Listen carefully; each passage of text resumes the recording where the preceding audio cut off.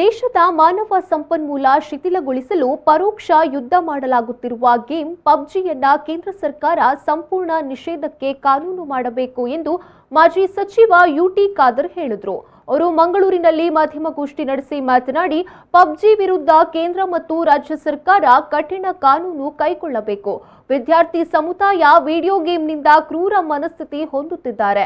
4 ಗೋಡೆ ನಡುವೆ ಮೊಬೈಲ್ನಲ್ಲೇ ತಲ್ಲೀನರಾಗ್ತಾ ಇದ್ದಾರೆ. ಕೆಸಿ ರೋಡ್ನ ಘಟನೆಯಿಂದ ಸರ್ಕಾರ ಎಚ್ಚೆತ್ತುಕೊಳ್ಳಬೇಕಾಗಿದೆ. ಸರ್ಕಾರದ ಜೊತೆ ಶಾಲಾ ಕಾಲೇಜು ಆಡಳಿತ ಮಂಡಳಿ, ಸಂಘ ಸಂಸ್ಥೆಗಳು ಜೊತೆಯಾಗಬೇಕು. ಶಾಲೆಯಲ್ಲಿ ವಿದ್ಯಾರ್ಥಿಗಳ ಕೌನ್ಸಿಲಿಂಗ್ ಮಾಡುವ ವ್ಯವಸ್ಥೆ ಮಾಡಲೇಬೇಕು. ಸೈಬರ್ ಪ್ರಕರಣ ಸಂಬಂಧಿಸಿದಂತೆ ಜನಜಾಗೃತಿ ಮೂಡಿಸಬೇಕು ಎಂದು ಹೇಳಿದರು. ಪಬ್ಜಿ ಅಂತಹ ವೈಲೆಂಟ್ ವಿಡಿಯೋ ಗೇಮ್ಸ್ ಏನಿದೆಯಾ ಇದನ್ನು ನಿಷೇಧಿಸಲು ಸೂಕ್ತವಾದ ಪಾಲಿಸಿಯನ್ನು ಈ ದೇಶ ಮಾಡಲೇಬೇಕಾಗ್ತದೆ.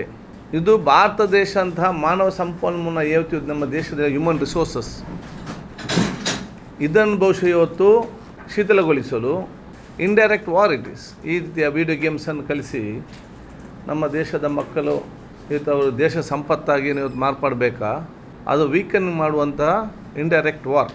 ಇದರ ಬಗ್ಗೆ ಕೇಂದ್ರ ಸರ್ಕಾರ, ರಾಜ್ಯ ಸರ್ಕಾರ ಸೂಕ್ತವಾದ ಪಾಲಿಸಿಯನ್ನೇ ಮಾಡಿ ಇವತ್ತು ಇದನ್ನು ನಿಷೇಧಿಸಲು ಬೇಕಾಗುವಂಥ ಎಲ್ಲ ವ್ಯವಸ್ಥೆ ಮಾಡಲೇಬೇಕು.